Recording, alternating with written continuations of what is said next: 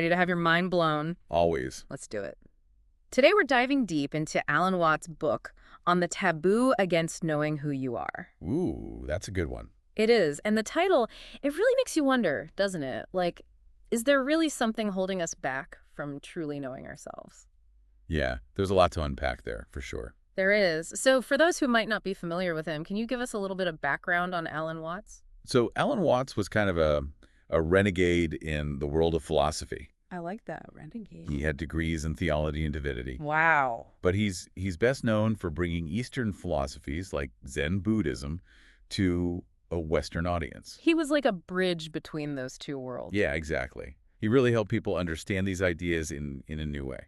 And in this book, he asks this really intriguing question: is there actually a taboo against knowing who we really are? Right from the get-go, he throws out this idea of an unmentionable book. Okay, I'm intrigued. This book, it's like a secret text that parents might pass down to their kids, filled with all these profound truths about the universe and ourselves. But it's taboo. Like, you're not supposed to talk about it. Whoa, that's a powerful image. It's like there's this secret society of knowledge that we're not supposed to access. Why would that be? Why would such a book even be taboo? I think Watts is getting at something deeper here. Yeah. He's saying there's a certain resistance in society to confronting some of these deeper truths, truths that might shake up our whole worldview. Truths that maybe make us uncomfortable. Exactly. We cling to familiar ideas even if they might be illusions. Right, we like our comfort zones. We do. Then he hits us with this analogy, and it's kind of funny, but also kind of unsettling. Oh, yeah. What's that? He compares human life to dot tubes. Ah, yes, the tube analogy. It's a classic Watts. It is. He describes us as these tubes, taking things in, putting things out, wearing out, and then, well, the cycle just starts all over again. It's a pretty stark picture, right?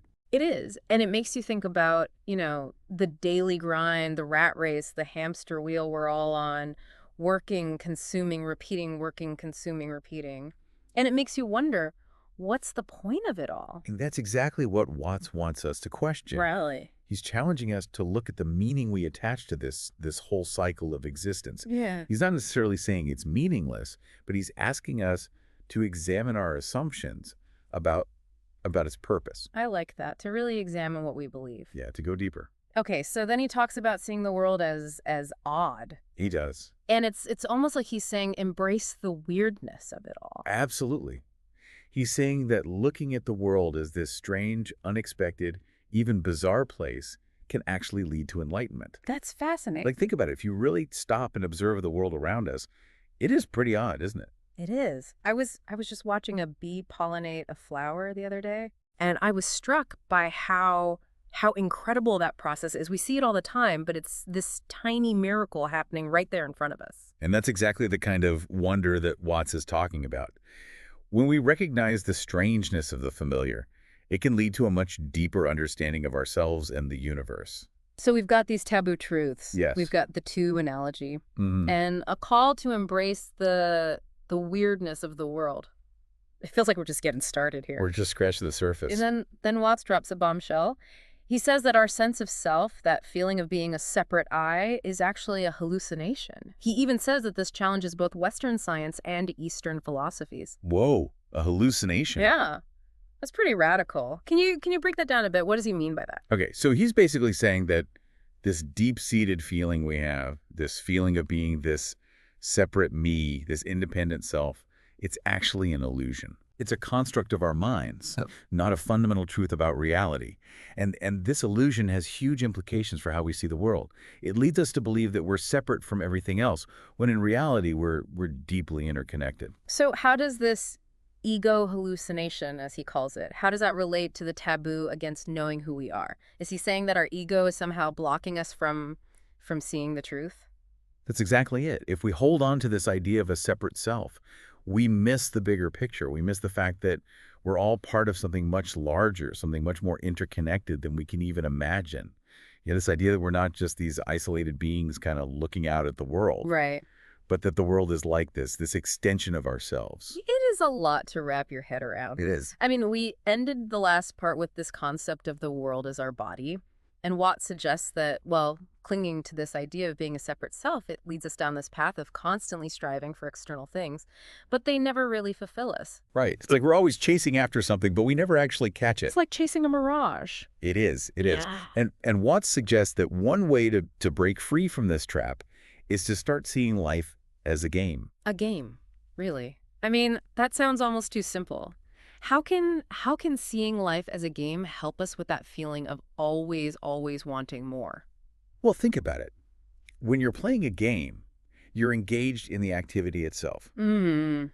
You're not really focused on some future outcome or reward. You're just enjoying the process, the challenge, the back and forth. Okay, yeah. Watts uses the analogy of music. Like when we play music just for the pure joy of it, Yeah. we're totally present in that moment. We're not worried about hitting the right notes or, impressing anyone. That's true. When I'm really lost in playing music, I completely lose track of time. I'm just absorbed in the experience. It's almost meditative. It is. And that's the kind of mindset that Watts is encouraging us to cultivate.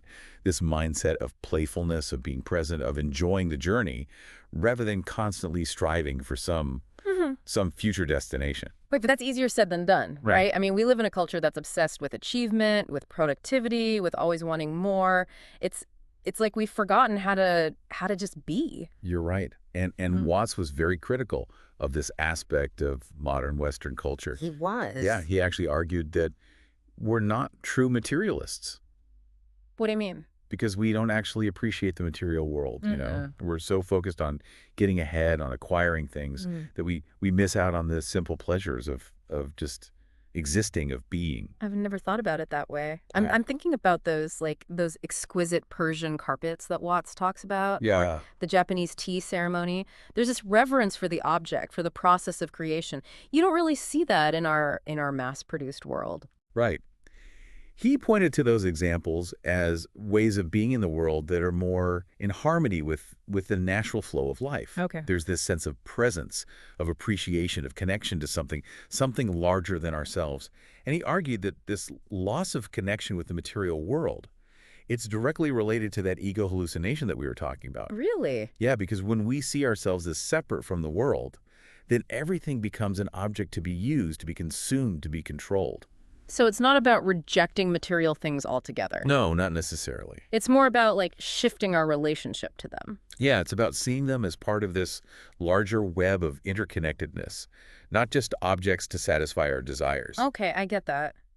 But how do we make that shift? It's one thing to understand these concepts intellectually, but how do we actually integrate them into our lives? How do we go from theory to practice? That's a million-dollar question. It is. And Watts acknowledges that just trying to force ourselves to be less egotistical or more selfless, it can actually backfire. Really? Why? Because it just reinforces the very ego that we're trying to transcend. Ah, so it's another form of striving. Yeah, it's like another way of trying to become something we're not. Because we're still coming from that place of separation. Exactly. That belief that we need to fix ourselves or become someone different. It's like trying to grab smoke. Yeah. The harder you grasp at it, the more it slips away. So if willpower and effort aren't the answer, what is? Watts points to a process of heightened self-awareness. It's about becoming more aware of the ego's games, the ways in which it creates separation, the ways in which it feeds this feeling of lack. It's about realizing how much we depend on the other, even those we might consider our enemies, to define who we are. So instead of trying to get rid of the ego, we become more aware of it. Yeah, of its tricks, its patterns, its habits. We start to see it for what it is. Yeah. A construct, a set of beliefs and thoughts that we've inherited from our culture, from our upbringing. We don't have to believe everything it tells us. We can question it. Exactly. And Watts believed that humor plays a really important role in this process. Humor. That's interesting. We've been talking about some pretty heady stuff. We have. Like the illusion of self, the interconnectedness of all things. How does humor fit into all of this? Well, humor helps us detach from the ego's grip. It allows us to see the absurdity of its games, this constant need to be right, to be in control, to be special. It's like taking a step back and saying, wow, this is all pretty ridiculous, isn't it? I can see that. So instead of getting caught up in, being good or bad, we can start to see the whole thing with a lighter perspective. Yeah, it's like we're able to laugh at ourselves, at the whole human drama. Exactly. And as that humor arises, does something else come with it? Yeah, a sense of compassion naturally emerges. We start to see ourselves in other people, even those we might think are different from us or opposed to us.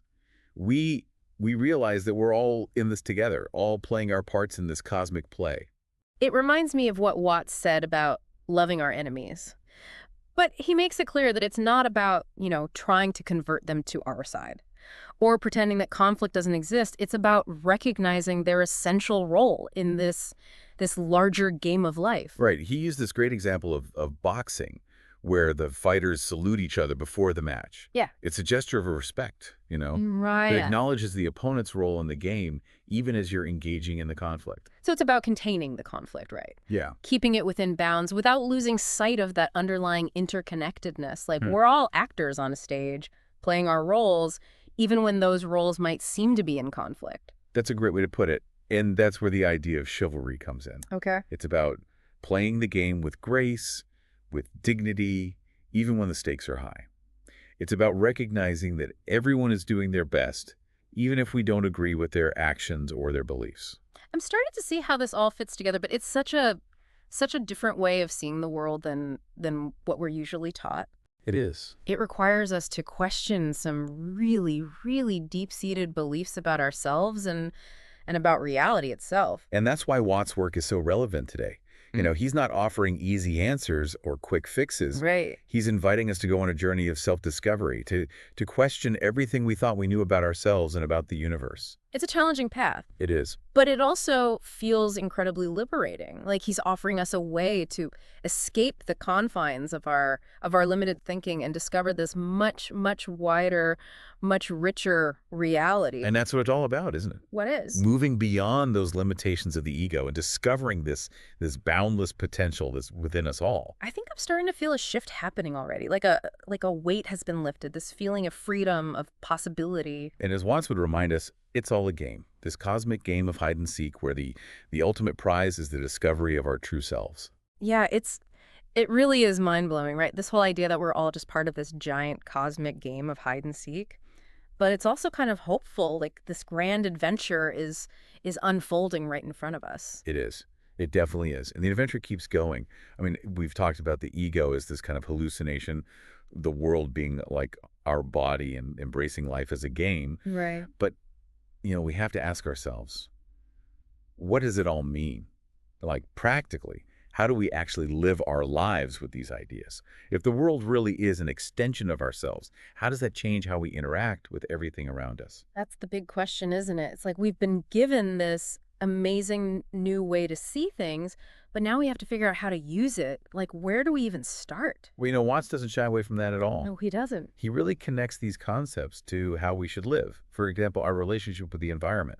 Okay. He says, and this is powerful, if the world is my body, then harming the environment is harming myself. Mhm. It's like this totally different way to think about the environmental crisis. It is. It's not just about like saving the planet for the future Right. or protecting endangered species. Okay. It becomes about taking care of ourselves because, well, the planet is part of us. Exactly. It Yeah. really makes you stop and think, Yeah. right? Like every choice we make, every action we take, it's not just affecting something out there. It's affecting us directly. It makes it much more personal. It does. And, this extends to all life, not just the environment. Watts talks about how all beings are connected, from like the tiniest microbe to the largest whale. So it's not just trees and rivers. No. It's everything. It's all living beings. Yeah, it includes all those other human beings too. We're all part of this web, even those we might see as different. Right. Even those we might see as hostile. Exactly. And he really challenged this idea of wiping out our enemies, whether it's, insects we think of as pests, or bacteria that cause diseases, or even other groups of people we just don't agree with. Yeah. He didn't like that kind of thinking. No, he said that if a species is constantly winning, permanently victorious, Yeah. it ends up destroying everything. Yeah. Not just itself, but the whole ecosystem it depends on. It's humbling, right?